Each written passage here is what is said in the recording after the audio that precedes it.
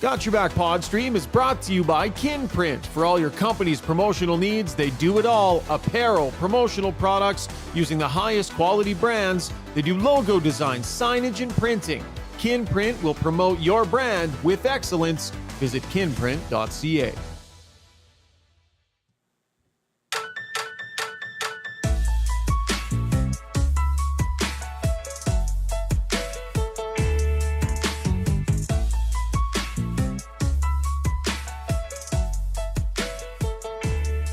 What's going on, everybody? Welcome to Got Your Back, post-game live stream edition. Jason Strudwick and Rob Brown are standing by to break down yet another Oiler defeat. 7 games into the season, and the post-game F-Bomb count is now at 2.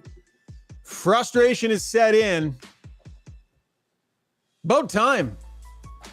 Shutout on a night where one of the better defensive defensemen the team has ever seen and one of the more dynamic creators, the Oilers give up 4, and don't score any. There's some sort of irony there. Got Your Back brought to you by GMC, our proud title sponsor. Did you make it to their Friday the 13th event? Because it was a doozy. 50 cars they moved. It takes a special kind of dealership to put on an event like that and move 50 vehicles. That's because their process is streamlined. They don't waste your time. They are efficient at Sherwood Buick GMC. If you purchase a newer used vehicle and you drop the podcast name, you'll receive specialized pricing. You'll also get 3 free ultimate detail packages. Just had my car detailed. Oh, it's nice. So make sure you visit Phil and the crew, Sherwood Buick GMC, just off Baseline Road on the way into Sherwood Park. You can check them out online, gmcpod.com. As we welcome Jason Strudwick into our Long Shot studio. Amazing golf and a fantastic sports bar experience. It's a great place to watch the game. Check out longshots.ca. So we've got Struddy in studio here. We got Brownie on the phone. Rob Brown, are you there? I am here. I'm excited to be hanging out with you guys from afar. First-time caller, long-time listener, I assume. Well, actually, no, I've never listened to you guys. So first-time caller, first-time listener. What a smart ass. So you're just finishing up your post-game show with Reed Wilkins over on Ched. I can only imagine how bad did the calls get, Brownie? Well, the last caller we had thought that the Oilers needed a Daryl Sutter to come in and coach. We're getting a lot of coaches' phone calls, and the last one thinks that Daryl Sutter is the answer to the Edmonton Oilers. So there's, as you know, and you're going to hear with the F-Bomb with Darnell Nurse, it is a frustrating time right now for Edmonton Oilers players and for Edmonton Oilers fans. No kidding. Struddy, should we start with some good news? Like Jay Woodcroft did provide a Connor McDavid update, so maybe that's where we'll start. McDavid skated today. Jay Woodcroft said he had a good day. No further update on when he might be available. But there you go, Oiler fans. You can kind of chew on that for like 5 or 6 seconds. And then we're going to start shredding because it's just flipping necessary tonight. Yeah, you know what? The Connor McDavid, obviously for that game, you want to see him wheeling around there. And I will have a hard time believing if these wouldn't be out there. I think he'll be out there. But it's not like it's one player away, right? It's not that they're one thing away. And I think that's where they're at. The team's at, right? It seems to be a general issue across the team. A fired up Connor McDavid is a very great weapon to have, but there's still about, 35 other minutes he's not on the ice. Yeah, for sure. All right, guys, let's get to the breakdown brought to you by Adrenaline Diesel, Edmonton's heavy-duty diesel truck repair shop, specializing in heavy-duty commercial truck and trailer repair, performance tuning, and parts sales here in Edmonton. With 7 bays, they've got a vast dealer network. Their highly reviewed customer support team and professional diesel mechanics are ready to assist you with all of your needs. Visit adrenalinediesel.ca. Okay, I just came from the locker room, and I'm telling you guys, it was a different feel in there tonight than it has been after any of the other losses where I've been in the room after or we've watched post-game. To this point, they've been trying to maintain a positive face, and it's still early, and we know we'll get ourselves out of this. Tonight I walked in and stood face to face with some players, some veteran players who clearly have had it and are pissed off. There was, I won't call it a players only meeting, but there was some conversation after this game. It took the media. We didn't get in the room right away because whatever was going on was going on. My understanding is there were some good words from the veterans, and it now becomes about accountability among the group. So we're going to break down the goals against and all that kind of stuff. But Struds, I'm telling you, there was a different feel in that room. I can't help but think it maybe should have been that way 2 or 3 games ago, but tonight there were agitated players, and we're going to hear from some of them. Well, of course, you look at where the start they've had. It's not even close to what they want. They're second last in the league. This is the team that, they expect to compete for the Stanley Cup, and they still can, but it hasn't got off to that start. So I think getting to the part where you're angry is very normal, and I think it's healthy. You play with a little edge, maybe think a little bit less, or are more just playing on your toes rather than reactive. And I think that you need to have a little bit of anger, a little bit of pushback here, and not necessarily towards the other team, maybe towards your teammates, a little bit of frustration, and just shake things up a bit. You can't always be best buddies here, Brownie. Well, I agree. I think maybe the Oilers should just think less about what they need to do and just go out and play angry, play with emotion, play with urgency. Right. Don't worry about all the X's and O's, because right now we haven't seen an Oiler team come out with an anger in their game where they were a physical beast. We saw it out of Evander Kane tonight and last game, but he's one of the few that we've seen it. And when he plays that way, he's better. So would the whole Oiler team. So, yeah, I think that there was an expectation they'd be better. When it didn't come in the first couple days, there's don't panic, we're going to be all right. But now it hasn't turned the corner. And tonight, that second period tonight might have been their worst period of the year. They were that bad in that period. So maybe angry on the ice, play with it, because they have played with a lack of emotion in most of the games this year. And right now they're 1-5-1 because of it. So a couple things come up post game, and we'll hear from Zach Hyman in a minute here and Darnell Nurse. Jay Woodcroft says their effort level was intermittent on second and third chances. And Zach Hyman talked about, it's hard to score goals, right? You got to work hard to score goals, and they're not working hard enough to score goals. Here they are, 1 win on the season. It's getting to be situation, not critical, but situation super shitty. And the last thing that should be a topic post-game for any Oiler game right now is any question of effort level, want. Jay Woodcroft saying they're not willing to bleed to score goals. That to me is the biggest red flag here, that the situation is what it is, Struds. And we're hearing comments about work ethic, will, want, determination. That should be a given. And that to me is damning of this team's mind space right now. Well, when you hear as a player that those things are being questioned by your coach, I mean, I would be very upset. Not at my coach. Well, I guess maybe at my coach, but I would just be generally really upset that those things are being challenged about myself and my teammates. And I think he's right in a lot of ways. I was watching the game saying the thing I kept seeing from the Oilers and my thought process is they slide by the net. So there's maybe a loose rebound. Instead of stopping right on it, they kind of slide by and slack, kind of whack at it, but they're out of the paint again instead of just stopping and kind of battling on a consistent level. And it's hard. Like the front of the net is hard. How many times do we see Jonathan Quick kind of reach up and grab an apple off the tree, right? Like there was no one in front of him. So, those when the pucks aren't flying in the net for you, it's just hard. It's just harder to do it, but you have to find a way to play a harder brand of game to manufacture those, Brownie. Well, so tonight in the game, do you guys remember the shift where there was a rebound? Evander Kane was sticking his stick in there. Quick actually had it for about 3-4 seconds, but Evander Kane and Connor Brown were both there. Do you guys remember that shift? Yeah. Yep. That one moment? Yeah. Well, you remember it because that was the only time it happened in this hockey game. Yeah. But really, the Oilers, there was never a pushing and shoving in front of Quick tonight. There wasn't battle for to get a tip. There wasn't a battle for a rebound.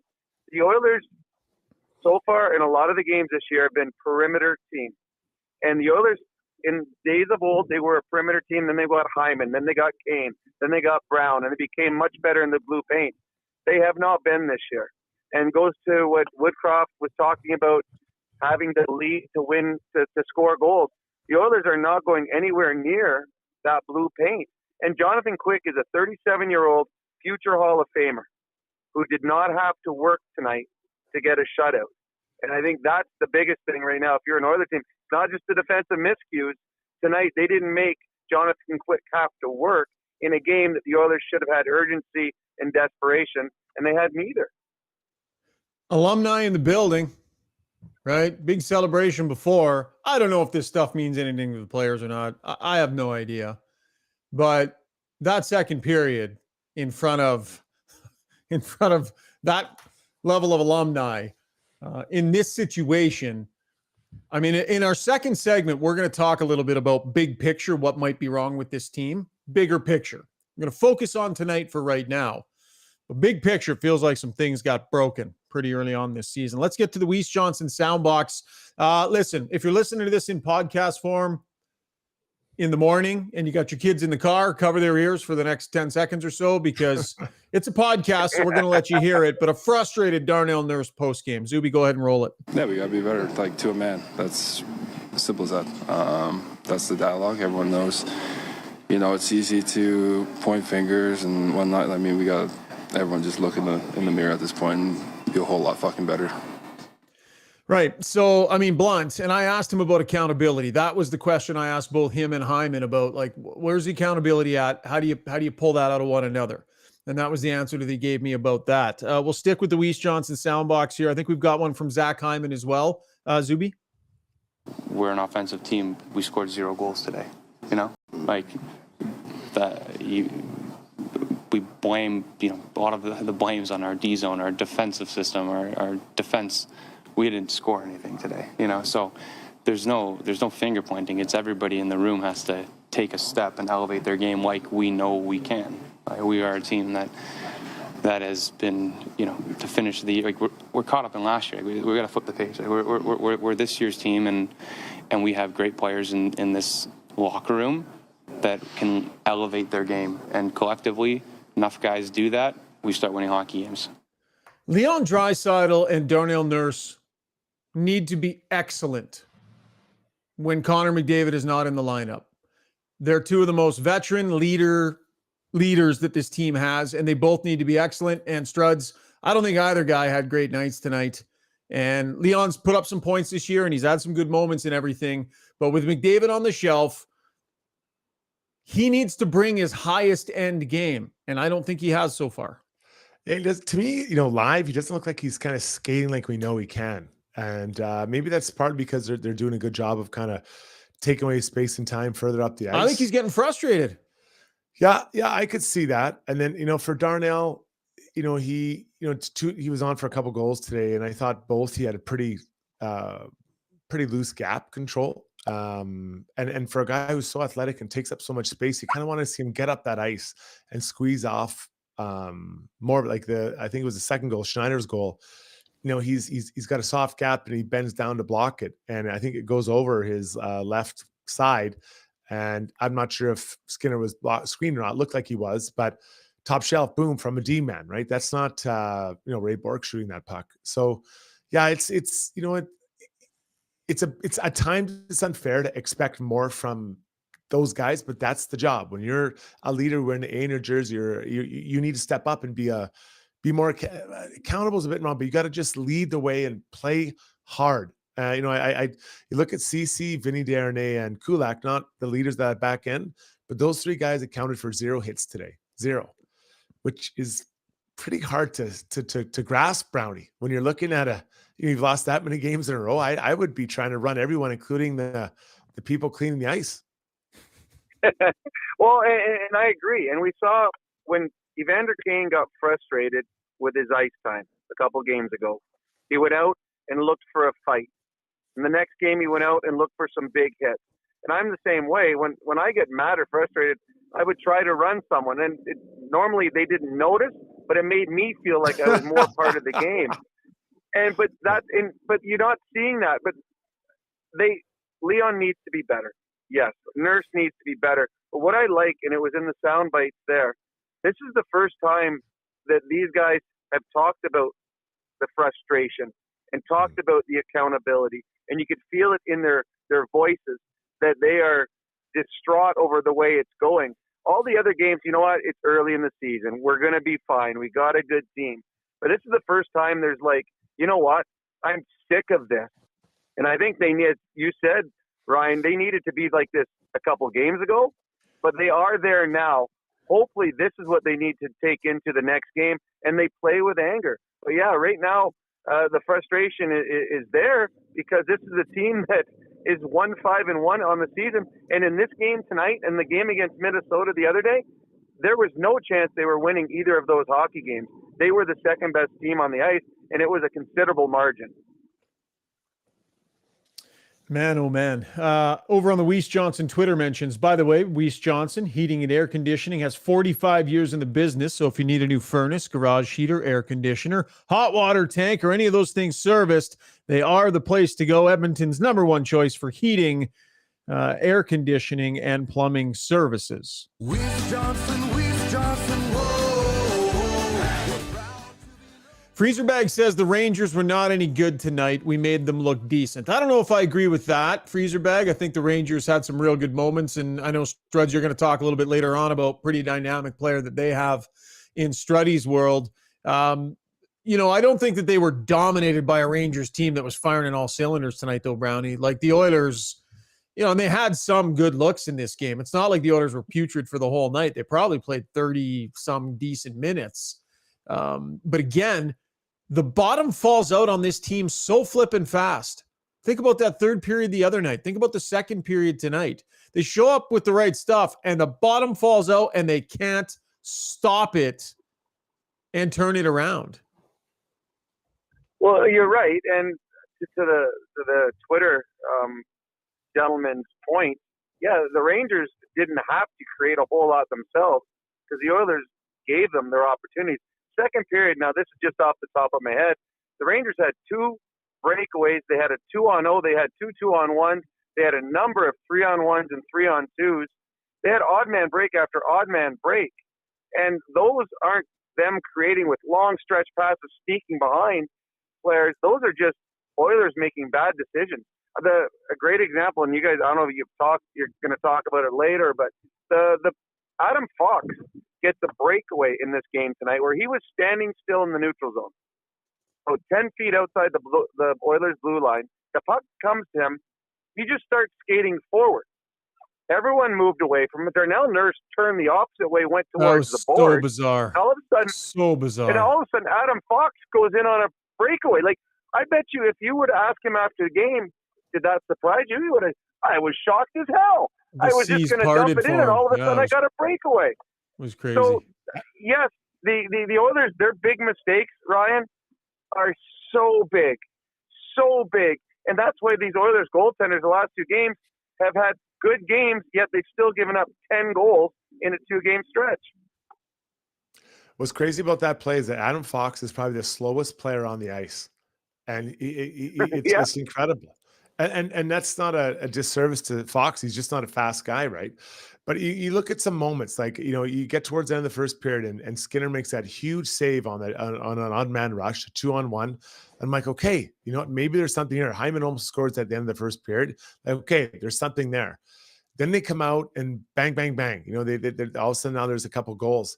And this is what they talked about. You know, I think it was Leon Draisaitl talked about stopping the bleeding at 1 rather than let it kind of get to 2 or 3 in a short time. And forever, they haven't been able to make that mental shift yet. And it's a challenge. I think that, you know, they are working on a new system. I think there is some adjustment. There is for sure adjustment period to that. But some of the things that they're breaking down are fundamental defending flaws. Like, these aren't systematic. They're just basic things you need to keep, like a good gap. That any system, there's no system we say, you know what, we're going to have a soft gap here, or we're not going to protect the middle, or I'm not going to be between my man in the middle of the net, or whatever, like stick on puck, whatever. Those are all just fundamental skills you need to have to defend as a forward or D in your end or off the rush. Yeah. Which goal was it? To the Lafreniere goal. The Oilers had one more skater than the Rangers did. The Oilers had 4 guys on the play, and the Rangers had 3. And the Rangers were still able to stretch them out and seam it across the ice. And I believe, maybe some debate, people on the stream can debate it a little bit. I believe it was Zach Hyman had his stick up ice instead of down ice, and I think his stick needed to be in that lane. Kulak might have backed in a little bit. But even in situations where it looks like they're safe, they still find ways to make mistakes. And they create dangerous situations out of nothing for themselves against Struds. What did you see on that one? Yeah. My notes, Kulak soft gap, right? So he's got to stay up more. If he has a stick up, I think he takes a look and sees Lafreniere there, but he still backs up enough for that pass to zing through. So he's not in the shooting lane, he's on the passing lane. So that's where I think that when you feel nervous about your game or you're not confident about it, I know personally, and I never had a good gap. So I was always backing in. You're sitting on your goalie's lap. You need to push out more, push out and take away that time and space. And I mean, Lafreniere, I think that's his 3rd goal in 3 games. He's feeling it. Mm-hmm. But that's a pretty, like Brownie, that's a pretty easy shot. It comes across, you're set up. There's no pressure on you. You should be able to tap this in for a skilled player. No? Oh, I agree. All he's doing is hitting the net. You're not picking a corner. You're just hitting the net. But if you've got that much time, and as you said, the puck's coming straight across, the only thing you worry about as a player is it going to get tipped? But that wasn't even. No one was in the lane, so he's a skilled player, and he's like, okay, I'm just going to hit the net. Skinner had zero chance on that one. But if I recall, and I think it's that goal where it was BC had the puck at the blue line.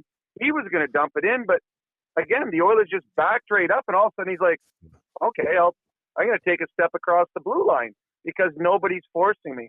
And it goes to your point, Strud. I was an offensive player. If you gave me room and you allow me to come across the blue line, now you're in trouble because now I've got so many more things I can do. If you tried to stand me up at the blue line, now you're forcing me to make my decision early. The Oilers aren't forcing opposition teams to make that decision early. They're giving them extra time, and that's what's killing them right now. Now you're getting skilled players being able to pick you apart because they've crossed the blue line. That's the hardest part for an offensive player, getting the puck across the blue line. Once you're there, now you've got a million different things you can do, and we saw that tonight with the Rangers. Yeah, it's a great point. Schneider with the long-range snap. I mean, it'd be good if Skinner from that distance can find that, I would say. But this is another night where we're not blaming the goalies for this loss tonight. I mean, they're on the list, but down the list of reasons why, Struds. And I think that's been the case on a lot of nights. They're on the list, but they're down it. Yeah, people talk about the expected goals against and where the Oilers goaltenders rank, and I think there's a better version of those 2 goalies. But you're right, on the list of my biggest threats to this team's success moving forward, I don't have them at the top for sure. It'd be nice if they could steal you a game, and I think they've had moments like last game, the second period, Campbell tried. I mentioned the Skinner save that probably should have been a goal. Now maybe the shooter's to blame a bit for missing that shot, but still he made the save. So there are trying to keep those guys afloat and get it going and create energy out of it, but it doesn't seem to be resonating with the players just yet. And that okay, guys, that was a save we needed. Let's go back and now take it to them. Brownie, thought on that? Well, it's a good point by Strud where he points out the save at the end of the first period. When you say you want a goalie to steal you a game, well, there's where he stole a goal away.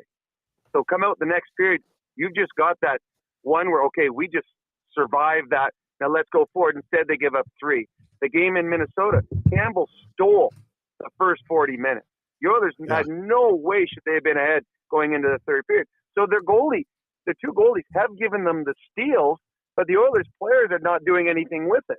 They fell apart in the third period in Minnesota. And then today, after that big save that you'd think would have you going in the second, they fell apart again in the second period against the Rangers. So no goal. We get phone calls on our show saying the Oilers need to go out and get another goalie. Goalie's not the issue right now. It's the play in front of the goalies that are the issue. Play better in front of them, the goalies will make more saves. Yeah, I completely agree. All right, Brownie, good stuff, man. Thanks for joining us on your drive home. Much appreciated. And I think our next pod, is going to be Sunday night. So hopefully it'll be after the Heritage. Like we'll all get back home and regroup. So maybe we'll have a chance to chat with you on Sunday night. Sounds good. Take care, guys. All right. That is the fantastic Rob Brown, whose appearances, by the way, brought to you by Kinprint. Did you know if you're a new company, Kinprint can help you with logo design and branding as well? They got a great creative staff over there. Also, if you need any swag for your company, hats, printed mugs, shirts, whatever you need, Kinprint has you covered. That was the breakdown as well, brought to you by Adrenaline Diesel. Okay, bigger picture in our next segment. Where did this team get so badly broken? Maybe they just aren't as good as everybody thought they were. Are they not as deep as people thought they were? The heck is going on in the big picture? Struds and I are going to dive into that. Struddy's World will follow, and then lots of great comments coming in on the stream, so we'll get to those. Zuby is collecting the best of behind the scenes. So very short break, and we'll go big picture on what the hell's going on when we come back. Hey everyone, it's Kelly here from United Sport and Cycle. The wait is over. United's annual Hockey Day sale is finally here. Save 20% off on select CCM and Bauer skates. Save 35% off on all Bauer and CCM Pro Stock sticks. And save up to 25% off on select Bauer and CCM equipment. And for you goalies, save up to 20% off select Bauer, Warrior, and CCM goal gear. Trust the experts at your home of hockey for over 95 years. United Sport and Cycle.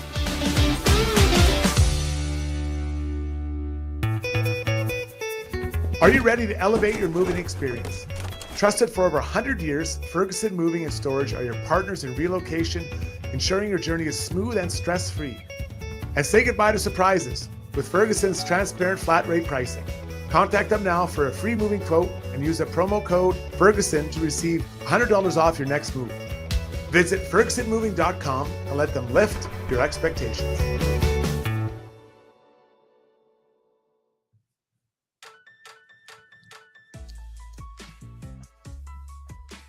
All right, time now for takeaways brought to you by Martin Motorsports. The snow has arrived. Ride in style this winter. You might as well. In new snow or sledding gear from Martin Motorsports. Carrying brands like Klim, 509, To Be, and of course, Skidoo. And their new 2024 lineup of winter gear is available now. Use Got Your Back at checkout for $20 off your next order from Martin Motorsports online store. That's Got Your Back at checkout for their online store. Ships right to your door. Or you can check out their shops in West or South Edmonton. A couple of fantastic locations. martinmotorsports.ca. Okay, bigger picture discussion about what we're seeing and what might be wrong here, Struds. I wonder the effects of an 8-1 slobber knocking in the season opener for this group. All the Stanley Cup hype, and they get absolutely embarrassed in game number 1. I don't know if they reacted wrong to that. I don't know if they didn't take it serious enough. Maybe they should have been a little bit less. We know we're better than that, and let's be positive and move on, and a little bit more drawing a line in the sand about what will and won't be acceptable. I don't know. I wasn't behind the scenes. I don't know the way the whole thing was handled. But do you think that an 8-1 loss right at the start of the season was a kick in the pants, that this team is having trouble fully finding its confidence after? Yeah, it's an interesting angle to take, Shagar. You know what? I think it predates that. And I'm going to go double down on a comment I made before. I believe that this team was not emotionally engaged to start the year. Before I do think that they're looking ahead, to whatever, game 40, game 60, game 83, once the playoffs started. And they weren't focused on just the day-to-day tasks it requires to be ready. So that game was definitely probably caught them off guard. And I don't think wants a shot at you. You have two of the world's best players that have just torn the league apart points. Why is people are tired of being embarrassed and they're coming at you? So I think it's before that. I honestly think they weren't ready for the season at the level required. Okay. So let's talk systems and strategy for a minute here then. There's been lots of talk about the defensive system, and it has changed. Mm-hmm. Jay Woodcroft will debate how much it's affected their goals against. But I'm here to tell you, Like Sportlogic statistics heading into this game will tell you that for inner slot shots, I think they were 32nd against. And for slot shots, I think they were like 28th.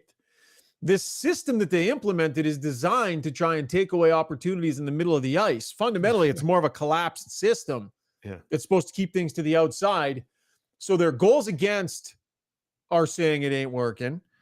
The analytics on the middle of the ice battle are saying it ain't working. Excuse me. You know, I guess the question I would ask you, Struds, was this necessary? If they got a little bit better goaltending in the playoffs, maybe the results are different. The Oilers were the best team in the league down the stretch and a fantastic good team for the last 7 games of the regular season. And yeah, the wheels fell off in the playoffs defensively. But did this staff overreact by bringing this new system in to a group that had shown it could be pretty tight defensively through a regular season anyways? I've been very strong in my feelings. You have to explore everything. When you're trying to get to a Stanley Cup final, you have to look at everything, right? Every single detail of your game, from individuals to team play to coaches, deployment of players, everything from the guys you're calling up for the minors, even your scouting, everything. And so I think looking at their D zone coverage was important. They were good, I'd say, from, let's just call it post picking up back home. I think they were they're really solid defensively. Yeah. I think they were, I might be wrong about this stat. I think they might have been 4th best in the league goals against per game from the trade deadline in. Yeah. And that's very healthy. That's a very healthy pace. Oh. But overall, I believe, if I remember correctly, I think they were 17th in goals against, right? If I remember correctly, for last year. Mm-hmm. So, you know, that the totality of the season paints a different picture than the last 30. So I do think that I was in favor of changing this type of system if you think it's going to have a good impact. But there comes adjustment periods, and there's going to be growing pains getting this done. And I know that you asked Darnell, and he doesn't feel there is a challenge, but I think there is a challenge when you're changing. And that I think, you know, even as I was sitting there watching today, I felt that the communication is not there that's required to play this. Because basically what you're doing, everyone kind of gets a zone in your end, right? You get an area of the ice that is kind of yours, and someone leaves, you wait for someone to come else in, and then that's your guy. And there needs to be warning from a guy's going from right to left. You say, hey, here he comes, Shagar, this is your guy. Okay, I got this guy. Like, there's got to be a lot of talk. And the idea, you're right, is to collapse and stay in front of your net and make it harder to get there. But instead, it's not working that way. You have almost a more spread out system, and people aren't guarding their area of the ice. So, you know, I think you need to have more practice time that's dedicated to just this, to just communicating and working on your own zone. And, you know, I understand what Zach Heim was talking about, scoring goals, but I'm more about the defensive end. That's got to be tighter, much tighter, and get it refined. I had somebody whose opinion I respect deeply on the tactics side of things suggest to me tonight that the neutral zone has been worse than the defensive zone, in that the way that they're allowing the other teams to attack, the way they're breaking down and allowing other teams to attack with speed and odd man rushes and such. And I thought that was an interesting point, and maybe speaking a little bit to what Woodcroft has been talking about, where the actual breakdowns in the D zone are maybe not the biggest issue.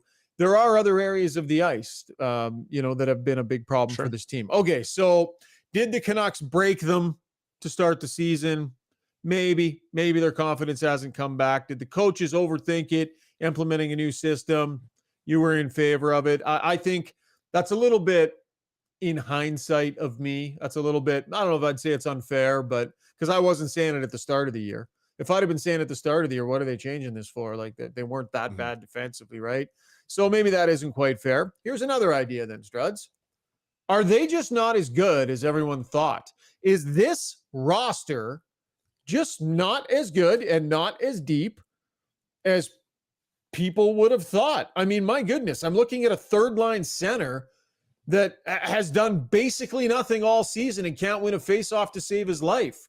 We're looking at defensemen who are in a mad scramble just to put a half decent game together. We're looking at supplementary scorers who haven't been putting up enough points. I mean, how many players on this team? I'll count them. There are 1, 2, 3, 4, 5, 6, 7. There are 8 players on this team who have more than a single point this season. Mm. And they're 7 games in. Is it just not as good a team as we thought it was? Well, the team is basically the same as last year, right? I mean, you're missing Bukestad, you're missing Clem Costin. The depth is different, though, isn't it? Devon Shore. But I guess my point is, without those, am I missing anyone else? So Yamamoto, I guess, as well. Without those 4 players, did they go from a top 10 team to a bottom 5 team? Right? Like, I think there's some players that are really underperforming on this group and not living up to their potential and what they should be doing. I think all the D-men could probably get a little bit better or improve. I don't know Vinny and Broberg really, but the other 5 for sure. And I look up front, you got Hyman, you mentioned McLeod. Fogel's been pretty solid. I think Leon can find another gear. Nuge can find another gear. There's a lot of guys that can find another gear. So I don't think that they're worse than we thought they were. I think there's guys that they're performing much worse than we expected to. And it's like everyone's in a funk right now. The whole team is in a funk. You can maybe count on one hand players that aren't, in that deep funk. Man. Yeah. It's just dragging on. I mean, you would have thought they would have found a way. They're not finding the answers, though, through just sheer grit and hard work and back to basics. Control what you can control. Be physical. Outwork the other team. Don't lose puck battles. There's a level of desperation that they should be playing with that they haven't been. And that's head-scratching. Like, that's really head-scratching that for whatever reason, the desperation level that maybe they're not taking their record seriously enough. Maybe they're saying so much, it's early. Maybe they haven't allowed themselves to be as desperate as they need to be. Maybe they need to be scared about just how bad this is getting and where it's going and how bad it'll be if it doesn't turn around. I don't know, but for some reason, desperation is lacking in a team that's hurtling itself into a quickly desperate situation. I would think it'd be unlikely that they don't appreciate where they're at. Like, I really think that they understand how bad this is going. I don't care. I played on teams that were expectations are rather high, not Stanley Cup winning high, but rather high. And you wanted to come up perform. And I was on bad teams where I knew we'd have a trouble winning. But when you see your name at the bottom of the standings, right? The Oilers, what are they in 30?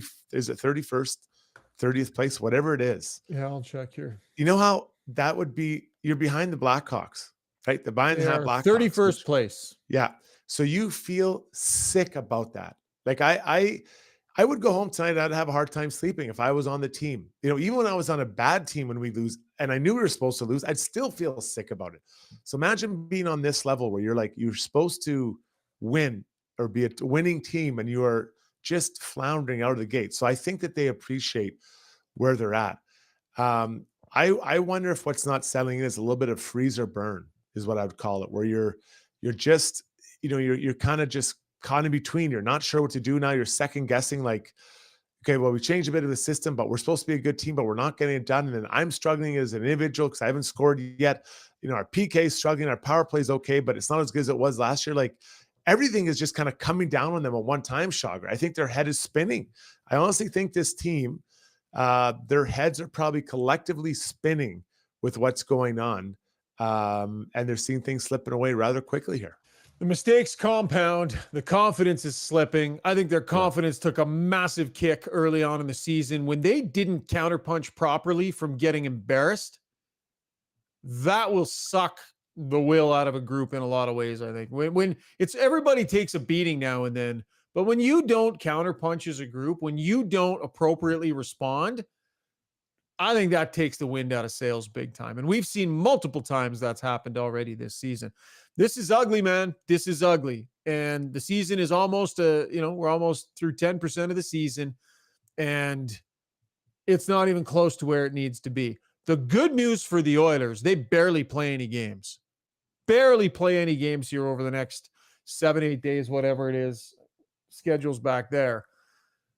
And this is the perfect point in the schedule for McDavid to have been injured, because they barely play any games. So however long he's going to be, they cannot get that guy back fast enough. And talk about this Heritage Classic on Saturday, the Flames, 4 losses in a row, just a train wreck happening there too. Something's going to give for somebody on Sunday. Well, they can be each other's tonic to help them out. Now tomorrow the Oilers have a day off, and you've talked about how it's a Heritage Classic and there's a lot of events for the players to partake in. But I would just, as a player in that room, I'd feel really uncomfortable with a day off tomorrow without skating.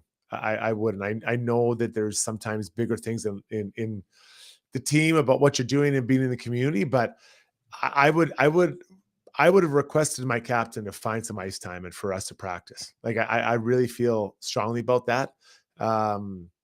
This isn't one of those ones where we just got to walk away and not think about it for a couple of days. I think you need to face it. I think they've done the walk away. I think it's time to and not to say they haven't faced it, but get on the ice and sort this out. Watch video and sort it out. Spend time together doing what you need to do, because the answers are in there. Like there's no one coming. No one's coming. Well, I guess Connor McDavid, but other than that, there's no magical trade or a change of coaching or a new GM. You are the solution. So I would feel uncomfortable the day off tomorrow. I really would if I was on the team. Mm-hmm. It's not one of their CBA mandated days off, but there's a lot of commitments in building up this Heritage Classic. And so I think, the players will be doing their part to sort of get ready for that. But my understanding is that there isn't a skate. So the next we'll hear from the players will be Saturday when they get down to Commonwealth Stadium and get out on the ice. Let's head this one off at the pass, and we will discuss it in our Ask Us Anything segment. Stanley Cup expectations, not ever anywhere close to playing the way they need to yet, in a system that debatable how much it's working. People are going to start asking about Jay Woodcroft and his job, because it just happens in this market. That's just the way it is here. And the questions are going to come in on the stream here, Struds. I'll go first here, and this is what I think the situation will be. I don't think we're in that territory yet. I don't think we're too close to that territory yet. I think this group is going to be given the time, McDavid to get healthy, for them to try and sort it out. I think it's shown that when they're on, that they're good enough. They can dig themselves out of a pretty big hole by being as good a team as they can be. So I think we are well into November before we're realistically having that discussion. I think it's premature. It's out there and expectations are high, so take it as a compliment, I guess. That's my sense of it, is that it's premature to be having that discussion, but people are going to want to. Jay's done nothing but win since he's arrived here. I think he's pushed a lot of the right buttons. He's solved issues before, and I would expect he can solve this again. Just the idea of after a year and a half to change him out when they've had quite a bit of success with him, the most they've had of any coach in recent history. I'd have a real hard time believing. I'm gonna have to see a lot more games like tonight before I start getting even thinking down that path. They're at 7 now. You double this up, and if their winning percentage is similar after 15, 18, 20 games, could be completely different discussion. But we're a ways away from that. And this team has a lot better hockey in it than it showed so far. I like your point, though. He has solved problems before, and we'll see, man. But the pressure's on, and so it should be, quite frankly. Yeah. That was Takeaways, brought to you by Martin Motorsports. Very brief break, and then Struddy's World and Ask Us Anything is on the way. Stick with us. Okay, heroes, are you trying to tough it out through a sports or life injury right now? Trying to prove your mettle by grinding through, gritting your teeth? Well, Redefined Health is here to say it's time to come on in. At Redefined Health, they'll high-five you for your toughness and then get to work on helping you fix the problem. Helping athletes and heroes find better balance, performance, and injury prevention. Visit redefinedhealth.com. Long Shots Golf is the destination for both golf enthusiasts and sports fans. Top-of-the-line TrackMan simulators provide a highly entertaining and accurate golf experience, while a full-service sports bar loaded with big screens and scratch kitchen make it a truly unique destination. They have locations in Sherwood Park and Edmonton. Experience the best indoor golf and sports bar in town. Visit longshots.ca. That's longshots with a Z.ca.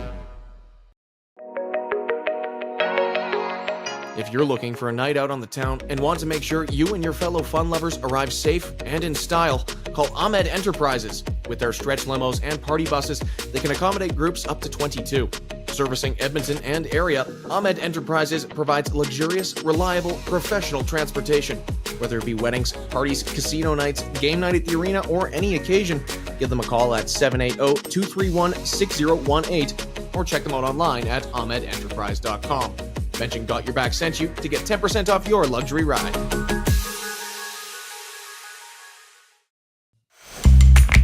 When you make a mistake, heads should roll. It's not right. And I'm here. Someone has to put their foot down. Now that I say it out loud, it does sound a little crazy. God, I look good.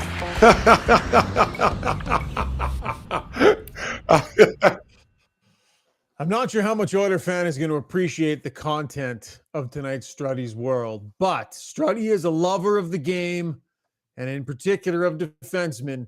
So Oiler fan, just indulge him for a couple of minutes for Struddy's World, brought to you by Pathfind. If you own or operate a business, you know the value of a great employee. Pathfind is there to help you find your next star player. To help take your business to the next level, they help with recruitment, career transition, leadership coaching as well. They have your whole team covered. They've got your company's back.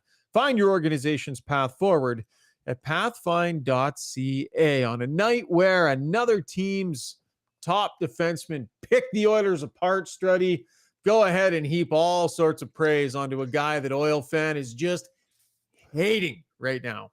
Adam Fox. Adam Fox is an absolute stud defenseman. I love going to a game or watching a game on TV and just kind of, obviously you know the players and their names, but trying to not look at the numbers and just kind of see who your eyes are drawn to. Last year I saw with Noah Gregor a few times. My eyes are drawn towards him. Obviously Connor McDavid and Leon, those guys.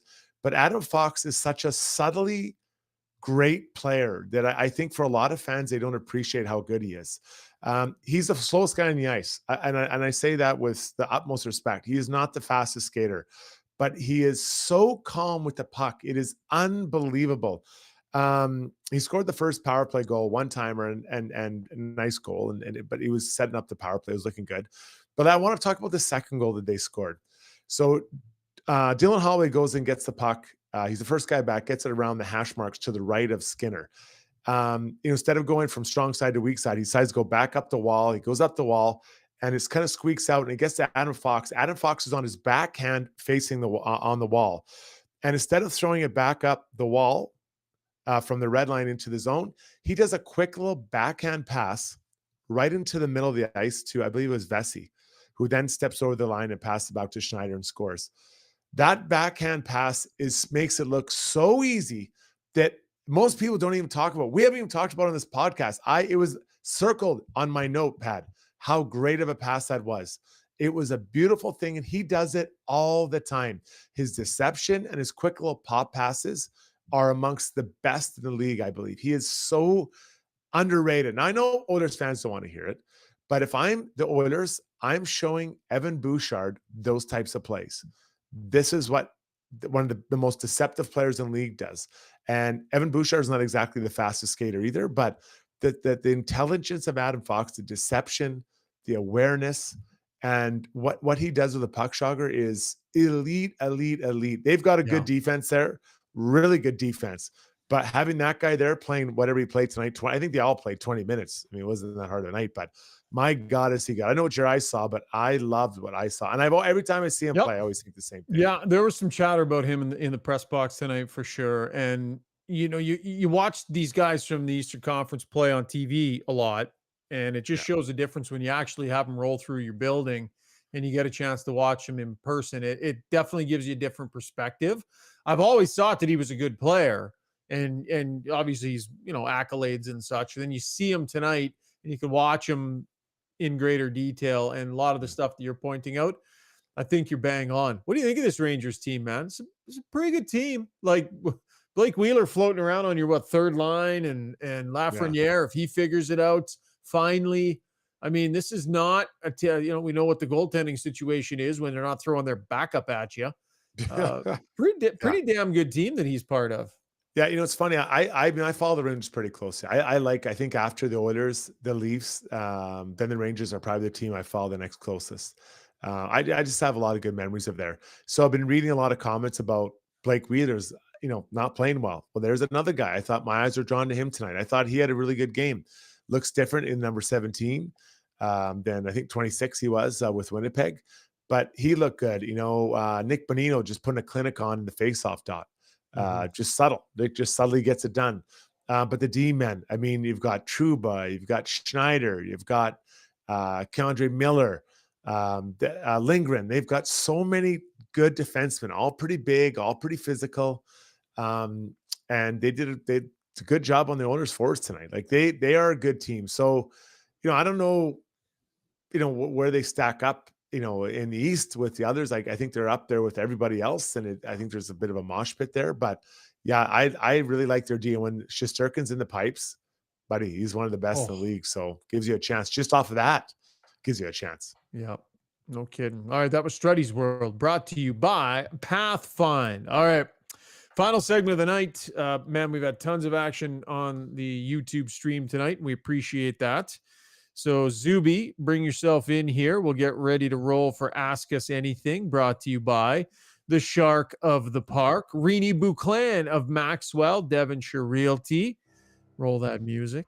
Home is a feeling, and one of the biggest investments you will ever make. Renee takes on a select number of clients only, so they have more personalized service. See why she was rated the #1 individual agent this past year with her skilled negotiations and 5-star client satisfaction.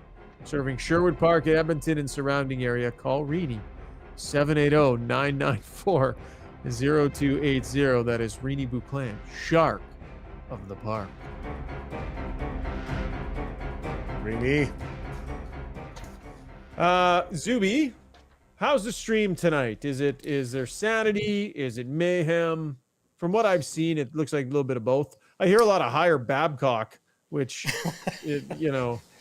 There's one guy. We got a new guy in the stream. He keeps putting the same message: hire Babcock, hide your phones, or something to that end. So funny. You know what? I'll tell you. A couple of good comments here that I noted, and I think the Oiler fan taking some solace in a little bit of sarcasm and humor. JL says that motivational speaker the team hired during preseason really worked. LOL. Kent Gregory says, I say a 4-week captain skate next fall. And Shane Matheson, this is pretty funny. More F-bombs than third period goals so far this year. So that's a good one. That's a really good one. It might be in the running for the old United Sport and Cycle Gem of the Night. I think so. On the system issue, and I know you guys talked about this a little bit, but there's an ongoing discussion on the stream too of like system versus just it being the players. Lucas says definitely a system issue. Again, this team scored the most goals last season, and they're not scoring. Kay says these big errors are players making the errors, not the system. It's individual screw-ups. Freezerbag says it's not the system, it's bad decisions. How do you guys feel? It's chicken. Got a chicken and egg here. There are lots of individual mistakes that are happening, and those are what Jay Woodcroft is consistently pointing to, Struds, right? In defending his system. Basically saying through the first 5 games, there's only 1 goal against that he would view as a system breakdown. Yet here we are 7 games in, and the inner slot has been a mess in terms of shots against. And so something is not working within the system. But again, how far are they away from figuring this out, and then it actually turns into something that is a positive for them? I don't know, man. I honestly don't know. The stats I'm having trouble with reconciling with what the head coach is saying. And then you see on the ice, I mean, clearly there are issues, right? The other team starts circling. Soon as they start making the Oilers have to change, soon as there's switches, they seem to be getting lost in some of these switches. So I don't know what the answer is. Yeah, I mean, if we knew, I would both probably be coaching the Oilers, right? It's a very difficult thing, but I keep going back. There's individual defensive skills that at times are breaking down for the Oilers. Now, that might be because they are trying to figure out where they're supposed to be on the ice and how they're supposed to defend because of the slight change. But at the end of the day, it's a zone type thing. So you kind of look after your area. It's not crazy. I want people to understand this isn't a new idea or something that is way out there. I remember I played against a coach that had a rotating box for a penalty kill. So if you can envision, what they used to do in a box, they'd put 4 guys in, and what he wanted is constantly rotating. So it would put pressure on the other team. Well, it looked like a merry-go-round and everyone else just step outside, just passing the puck around. It was a disaster. Yeah. And this guy was trying to reinvent the game. It's not Jay Woodcroft. He's not trying to reinvent the game. There are other teams in the NHL who play this system now.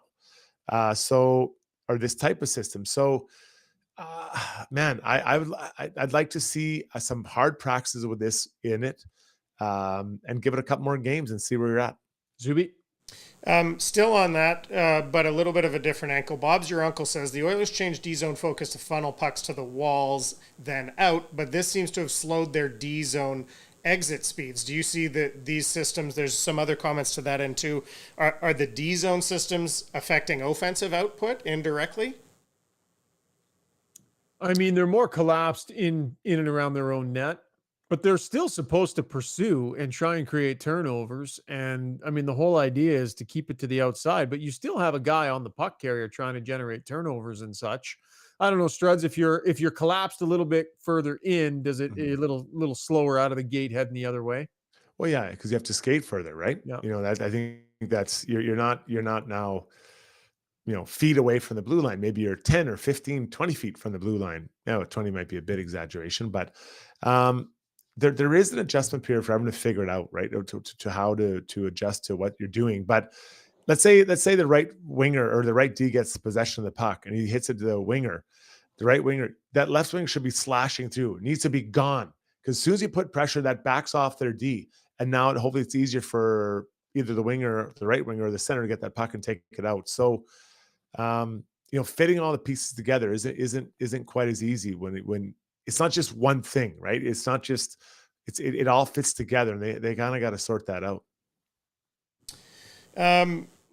Popular fan theory. I know you guys probably have seen, a couple of guys down in Bakersfield get a few points in their early games to start the season. And I know this has popped up, and Kay says specifically, the roster management on this team is an absolute zoo. There are 3 players on the farm that would contribute at least offensively.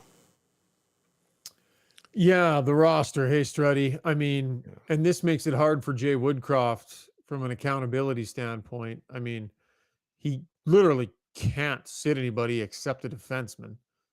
I mean, you're playing 11-7 here, and I mean, how do you sit forwards, right? And you can play Draisaitl on those guys 26 minutes a night, so you got to try and get everybody. Like, his hands are tied in some ways that are not ideal right now, I would say. Yeah, and I get it. I do get the idea of sitting guys, and I think there needs to be some accountability. But some in-game benchings, even. Yeah, I think that's the bigger. That it's just a notice. You know what? Player X is not playing in the third period, right? I think that I mean, 3 weeks ago, this team was being hailed as a potential Stanley Cup contender, and now here we are, 7 games in, and 7 games, and there's nothing. It's the opposite. So the blueprint is there for this team to have success. It's not having success now. So I don't think you can just go in there smashing everybody and just, setting everybody out and all that. But I think you can have selective and precise benchings at different times to get guys' idea. Because a benching, especially a guy who is not used to it or never happened, it's embarrassing for them. And I think that's a great motivator, because it's like, whoa, you're pissed off. And I think most people play better when they're pissed off. Yeah. Couple more, Zoobs. Nate Hay 77 says McDavid Draisaitl hid the team's warts the last few years. Do you agree with that? Well, I mean, the hid team their made warts. made it to the third round, the second round. They lost to the Stanley Cup champion. I mean, I think you got to be, that's a pretty negative statement, I think, to suggest that those two guys covered up everything. I understand where you're coming from, but there's a lot of other teams that didn't make it that far, right? And it's not just two guys. It takes more than that to get it done. Were there some areas that they can improve on? Yes, every team can, unless you win a Stanley Cup, Shogger. I just think of that stretch of hockey after the trade deadline, how good they were. And they weren't just, I mean David and Draisaitl weren't covering anything up at that point. They were just defending really well. I mean, they just didn't give up a lot. They defended really well. I think they gave up, it was either 6 goals in their last 7 games or 7 goals in their last 6 games. I can't remember, but it defensively kind of fell apart in the playoffs. Like they started giving up some heavy goals against in the postseason, but they've shown the level that they can get to. And part of that is defensively pretty conscientious team. That just feels like it's a million miles away right now, quality-wise, from what they're doing. And maybe part of it, like Matthias Ekholm is having trouble finding his game right now. He's not anywhere near where he was when he first stepped into Oilers Silks last year. Not even anywhere near. But he had no training camp. He had no exhibition games. And he stepped into a difficult situation here. I mean, he's not a super young spring chicken anymore. So, him not being where he needs to be, he's got to worry about himself, let alone insulating other guys. And then you got some other guys that are off to slow starts here. There's a combination of things going on with individual players that are big time contributing to the big picture here too. Well, yeah, I think that Ekholm, I expected more actually coming out. I made the comment. I thought that, he should have been. I didn't expect him to be at this level. I thought he'd come out better. Then he got Brown, another guy who's trying to find his game. And then there's just the general, it's like everyone's in a funk at the same time, right? Everyone's just in a funk. And I guess the good news is that there's, everyone's struggling. The bad news is that you're quickly falling behind other teams that are running away with your division, namely the Vegas Golden Knights. So, I think that there's a way out of this. But I don't think that, just saying everything's okay anymore. I don't think that really is the answer. I think, to use your, I think there got to be some anger. Yeah. There's got to be some intensity in practice and some anger, and come out with an attitude of just, we're pissed. We've had enough. That was Ask Us Anything, brought to you by the Shark of the Park, Renee Buclan of Maxwell Devonshire Realty. All right. What? Hang on, one more quick one. Oh, look at you stepping in. Yeah. Making big decisions for the podcast, Zuby. Quick one from JL. Who gets the net on Sunday in the Heritage Classic? It's funny. I was just thinking this. I wish we could just be debating who should be in the net. I missed the goalie debates from last year. You missed being wrong about the goalie debates and only having that. I would have been great to have it. Who gets the start? Man. Jack Campbell gets the start. Why would you go back to Skinner? Campbell played pretty well in a loss his last outing. Skinner played whatever in a loss in his last. I mean, standard needs to be somebody. They want someone to save a game. Keep giving the other guy the chance then until someone does. The first guy that saves a game for his team gets back-to-back starts. I don't think either. Well, I mean, I don't think either one has played bad. I'd probably go Campbell, I guess. Neither one's been the solution yet, though. And I think it's reasonable to ask somebody to be a solution at some point. Not fair point. I guess I'll go Campbell. See, I mean, I don't know. To be honest, I'm not sure it really makes a difference right now. I'm more concentrated on the skaters in front of them. But for that goalie, it's a special start to get. It's a home outdoor game. Zuby, that was a good ad, actually. We did need to discuss that. So good job, bud. Appreciate that. All right, Gem of the Day brought to you by United Sport and Cycle, Edmonton's most iconic home for everything sport. Definitely your home for hockey. Sticks and skates, masks and pads. They can get you outfitted and ready to dominate on the ice. Go and visit them in store or check out their extensive collection of gear. Try before you buy. Get fitted for new equipment or get a current piece of equipment repaired. They do it all. www.unitedsport.ca. I mean, I like Rob Brown joining in on the phone line. I think that was awesome that Brownie did that after he did 2 post-game shows tonight. So he gets honorable mention tonight. But I don't know, Struds. I think we probably both agree It's on the easy. gem of the night came late. It's not even a question. Like that is we needed a little bit of levity. And what was the guy's name Who again? was the Struddy comment fan from, for life. Zubes? That was Who Shane was it? Matheson. Shane Matheson. Oh, sorry. I thought it was that other guy. Read it again. Do you have it still? Yeah, Shane Matheson said more F-bombs than third period goals this year. Yeah. Bang. That's just where things are at, folks. High level of frustration. I have to tell you, it felt different in that locker room tonight than it had after previous losses. The frustration is mounting. The pressure is mounting. Players had a little chat. We'll see what they bring to the rink on Sunday night, Struds. If we're talking anything to do with effort, Yeah. after this game, they're hosting a Heritage Classic, center stage. They want to use it as a rallying point. They'll have family in town, friends in town. It'll be an event. We cannot be discussing effort Sunday night on the podcast, Struddy. We can't. I'll tell you what we're going to be talking about. We're talking about, I believe the Oilers will win 5-1. McDavid 3 points. Lock it. Write that down, Zuby. Write that in my diary. Or is it your diary? Whoever diary. Write in someone's diary. I'll record this part. I'll clip it for sure. We'll play it back. Thank you. Also, So you're FYI, calling Connor McDavid to be playing. Yeah. 3-point night. Wow. Yeah. I like that. That's a bold prediction this early. Yeah, The guy bold. he just skated once. That's what I do.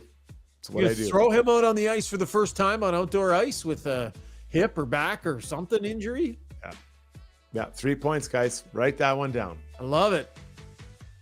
We'll see. We'll have to do a retroactive gem of the night if that ends up happening.